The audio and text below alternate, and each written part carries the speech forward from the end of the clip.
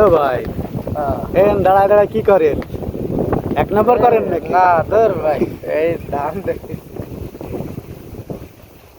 তাকে একটা গান টান শুনো না আমারে।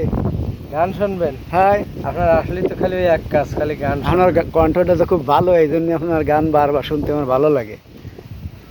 আচ্ছা, আমি মেলা থেকে তাল পাতার এক বাঁশি কিনে এনেছি।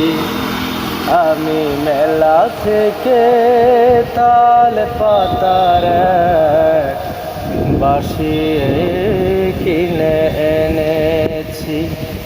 বাঁশি কই আগের মতো বাজে না, মন আমার তেমন কেন সাজে না। তবে কি ছেলেবেলা